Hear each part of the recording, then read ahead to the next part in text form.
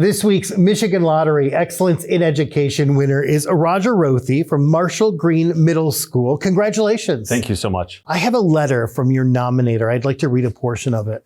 Mr. Rothe is a teacher you wish your children could have every year and in every grade.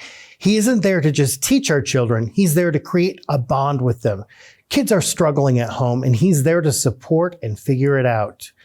Not only is he the most phenomenal teacher I have ever had the pleasure of knowing, he runs Birch Run's cross country and track. A couple of years back, I had a horrible accident and was unable to transport my kids back and forth to cross country. He contacted all the parents and made a carpooling a schedule for my kids so they didn't have to leave the team. Because Mr. Rothe is the way he is, he's an absolute favorite teacher.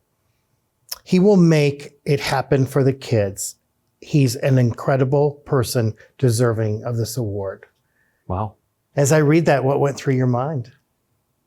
Just, I find coaching and teaching go hand in hand. And so as an educator for 24 years, those two pieces are integral. And I think all great teachers usually end up coaching, and coaching and teaching are so interconnected, because you're not going to get to know your kids in that 55-minute or 59-minute block. You're going to get to know your kids in after-school events or in places where they get to apply those things you teach them or get to experience with them out in the real world. Yeah. And coaching has been such a major part of my career. That's incredible. I know which kids those are, and they were great kids, and one came back to cross-country this year. And he just flourished throughout the course of the year. And what a great mom, too. You teach middle school, and a lot of changes go on in kids in middle school. Talk about that, and talk about being there for the kids during that time. So I intended to be a high school government teacher. And the only job available in 2000 was a middle school 7th, 8th grade position. And I thought, okay, I'll give it a whirl. And then a few years later, I did my master's in middle level education because I'd just fallen in love with kids, those young adolescents, and just their emotional, their physical, their needs that they have. They're fun, and you have the ability to still reach them. And I've never thought of going to school as a job. You go to school, and if you have good classroom management, and I mean, there are days like we're almost up, it's that time of the year, it's holidays, it's weather changes. They're wild and they're fun, but you get to do something fun with them every day. And even if you have to, I've always found even if you have to discipline a kid today, tomorrow we're good. And a kid usually understands. And so if you have those conversations and you explain to them, what you want them to do, and you hope that they do, they oftentimes will meet and exceed your expectations. So you brought along a book that you talk about in your classroom called The Essential 55 by Ron Clark. Tell me about that. So I start my year every year with The Essential 55. I happened to pick it up a couple years ago.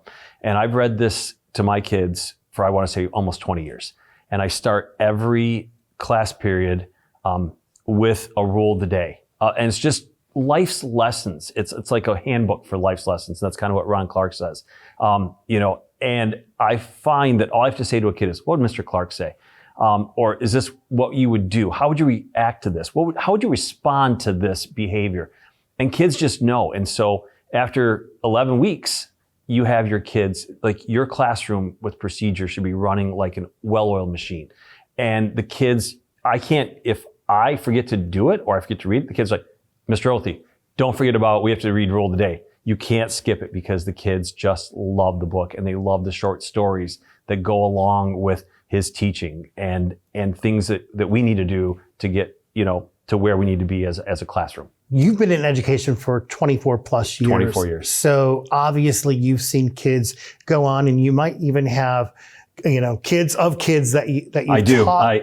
I'm now coaching and teaching former students' kids. What's that like for you when you see a former student and they come up and talk about their experiences with you when they were in your class?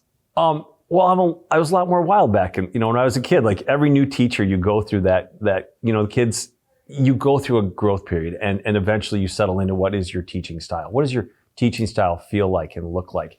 And so I've had many kids who are like, your class is my favorite. And I like to interact with the kids. I like to talk. I like to dramatize whatever it is I'm doing, like tell stories. I like to be engaged with the kids. I love the aspect of, it's teaching's a little bit of acting. And if you can act and you can hold their attention, and especially at that age, you can pretty much get whatever it is you're trying to teach across to them. But you go above and beyond the call of duty, like organizing this carpool for these kids. You didn't have to do those things. Why do you do that? So the grade that these kids came from, these two boys, that was a tough grade, and they had been a tough grade coming all the way through our school district. And they got to my classroom, and I got to teach them 1 hour a day. And I saw so many kids, and what I saw was a need. I saw needs in this group. And I say something really weird when I say this. That group, which is now our freshman group, are probably my favorite group of kids I've ever taught as a whole. Because what I found out is every single one of those kids individually was an exceptional kid. And they just needed a teacher to like deal with the crazy and enjoy the fun that they were. I mean, it took a lot of procedures and a lot of discipline and a lot of structure, and this is what we're going to do and this is how we're going to do it. But they are wonderful kids.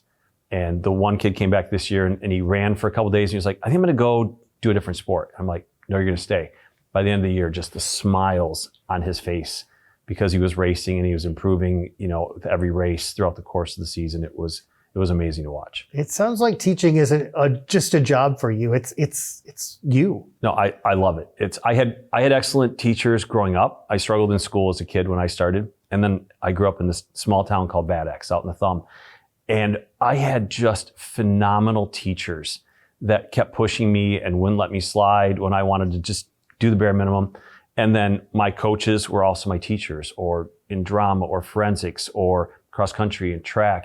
And so I saw my teachers and my coaches in the classroom and engaged with us. And that's what made me want to be a teacher. I knew from 5th grade, I had the most amazing teacher. She was like everything I needed in 5th grade. And I knew that day I wanted to be a teacher.